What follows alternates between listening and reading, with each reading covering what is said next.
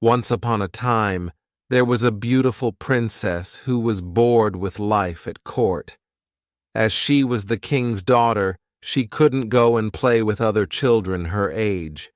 She would watch them from the balcony outside her room as she played by herself on the balcony.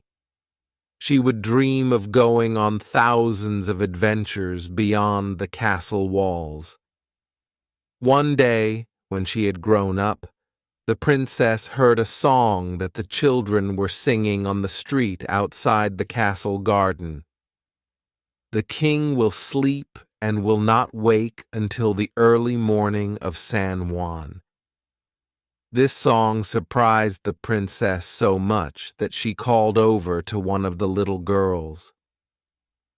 "What are you singing?" the princess asked. "It's a story our mother tells us before we go to sleep," the little girl replied. "Please tell it to me," said the princess. The little girl told her the story. "My mother says that there's a king in a castle far away from here. He has been placed under a spell and spends the whole year sleeping. He only wakes up in the early morning of San Juan's day. If no one waits beside his bed, he goes back to sleep until the next year. He will remain under the spell until he meets a princess and marries her." The princess was fascinated by this story.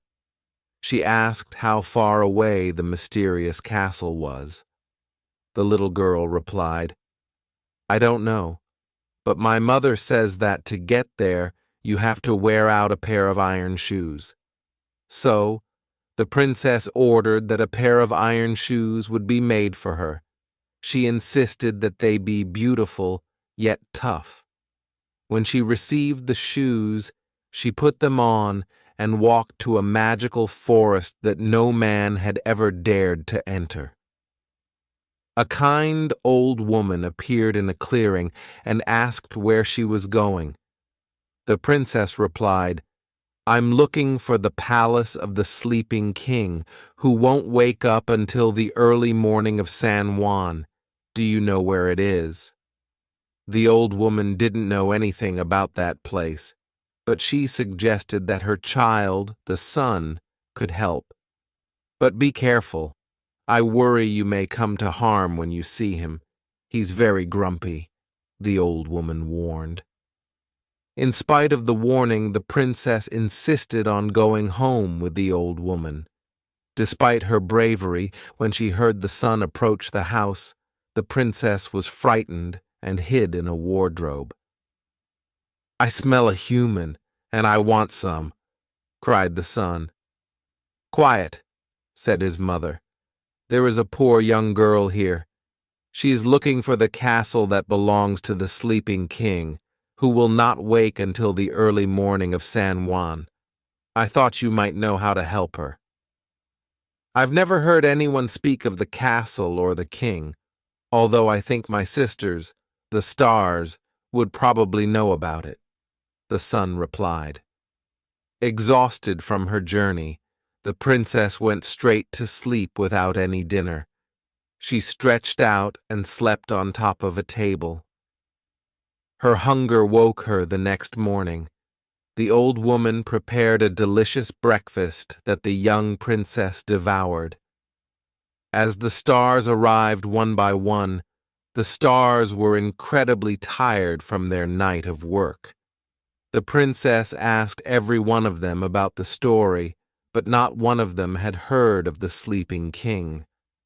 The stars suggested that the wind might know better. He was always going from place to place. After breakfast, the princess went on her way again. She soon met another old woman, who asked where she was going with those strange iron shoes on her feet. "I'm looking for the castle of the sleeping king, who won't wake until the early morning of San Juan," the princess said. This old woman had no idea where the castle was either. "Maybe my son, the wind, can tell us where it is. But I worry that you may come to harm when you see him, the old woman warned. In spite of the warning, the princess insisted on going home with the old woman. Despite her bravery, the princess hid in a wardrobe when she heard the wind coming. "I smell a human, and I want some," cried the wind. "Quiet," said his mother. "There is a poor young girl here. She is looking for the castle that belongs to the sleeping king, who will not wake until the early morning of San Juan. I thought you might know how to help her."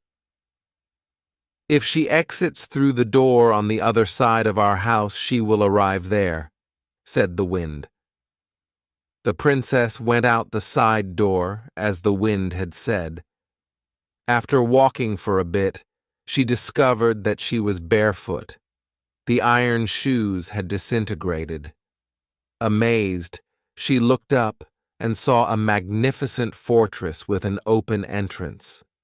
She ran through all the castle rooms until she found the king. He was asleep in a luxurious bed. He looked kind, and he was in a very deep sleep. Living the story was more wonderful than she had imagined. She sighed and settled herself by the headboard of his bed. Days, months, and seasons passed. The princess came to know everyone who lived in the fortress. They waited for the sleeping king to wake up, but nothing happened. Even though the princess was beginning to lose hope, she remained by the king's bed. One day, the princess heard sweet music. She had forgotten what day it was, but the town was celebrating San Juan's day. "Let's go on the balcony and listen to the music," said a servant girl. The princess hesitated because she didn't want the king to wake up while she wasn't by his side. However, she decided to go and listen to the first music she had heard in months. Meanwhile, the king opened his eyes. The first person he saw was the servant girl. He thought she was the princess who had ended his sleep. When the real princess returned, the king admired her beauty, but the servant girl lied and claimed the princess was merely one of the king's ladies-in-waiting. Grateful for their care, the king promised a gift to both women. The princess asked for a rock and a branch of bittersweet. This strange request surprised the king, and so he followed the princess back to her room to see what she did with the objects. He silently observed her through the doorway. The princess asked the rock to make sure the king did not forget her. Then she clutched the bittersweet and was about to climb down through the window when the king stopped her. "Stop!" he cried. "I know it was you who waited by my bed for such a long time and lifted the spell." When they looked at each other again, they fell in love. The two were married and lived happily ever after. Once upon a time, there was an emperor who loved clothes. He loved clothes more than anything else. Every year on his birthday, he would ask for lots of new clothes. And every year for his Christmas present, he would ask for lots of new clothes. In fact, all the emperor ever wanted was lots of new clothes. The emperor loved clothes so much that he had whole rooms full of them, and he loved clothes so much that he would get changed 12 times a day. Oh, I feel very sorry for the people that had to do his washing. One day, 2 strangers arrived at the emperor's palace. "We can make you the most beautiful clothes in all the world, and everyone will want clothes like yours," they said, bowing low to the emperor. "Ah, this is what I've always wished for," thought the emperor. to wear the most beautiful clothes in all the world. You shall make me these beautiful clothes, ordered the emperor. For weeks and weeks, the strangers worked on the clothes and wouldn't let anybody see what they were doing. But the emperor grew impatient. He wanted to see the new clothes now. So, one day, he demanded to see them. When the strangers showed them to him, the emperor looked all around the room. He looked high, and he looked low, but he couldn't see the new clothes anywhere. "Where are the new clothes I have paid you to make?" demanded the emperor. "But they are right here, your majesty," said the first stranger. "What do you think? Aren't they made of the most delightful material, the most sparkling colors, the most fashionable design?" The emperor looked around, confused. He couldn't see anything. "I can't see any clothes at all," the emperor said. The stranger said, "These clothes are so special and rare that only the cleverest people can see them. They are too fine to be seen by stupid and ignorant people. That is the magic of these amazing new clothes." "Oh, of course," said the emperor quickly, not wanting to appear stupid or ignorant. "They are beautiful. This is just what I've always wanted. I'm sure my new clothes will be greatly admired by all of my people. Can I try them on?" "Well," said the strangers, "as you can see, they're not quite finished yet. But if you could pay us a bit more money, I'm sure we could have them ready in time for the big parade." The emperor promised to pay the strangers anything they wanted if they would have the new clothes ready for the big parade. He wanted everybody in the kingdom to see them. The day of the big parade came, and the two strangers presented the emperor with his new clothes. "Everyone will admire you, your majesty. The new clothes look most wonderful," the stranger said. By this time, the word had got out that these new clothes were so special that they could only be seen by clever people.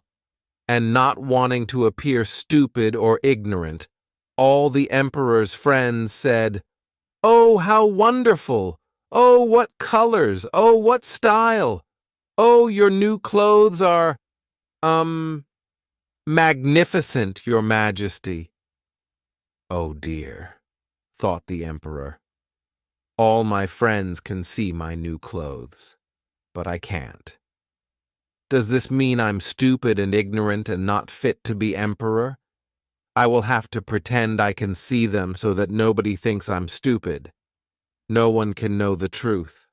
When it was time for the big parade, the emperor put on his new clothes, said, "Follow me," to his friends, and marched out of his palace and onto the street.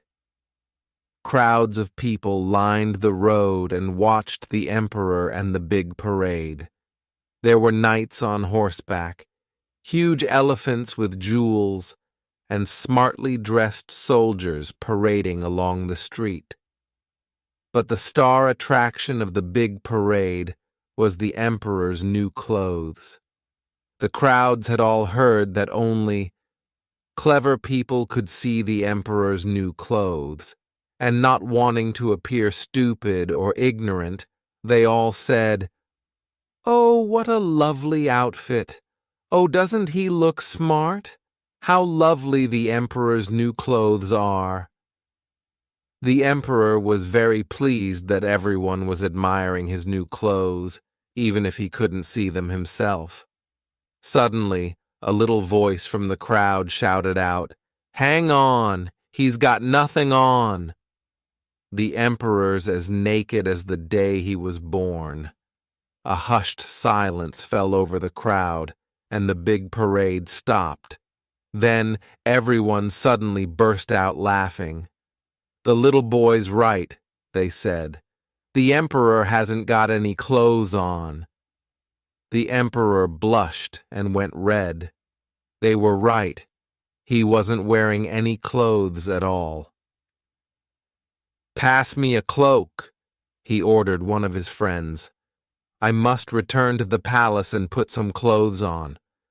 Oh, I should never have trusted those strangers. They only wanted to flatter me and take my money." From that day on, the emperor gave the little boy an important job in his palace because he was the only one who had told the truth. And whenever the emperor needed advice, he would always ask the little boy first.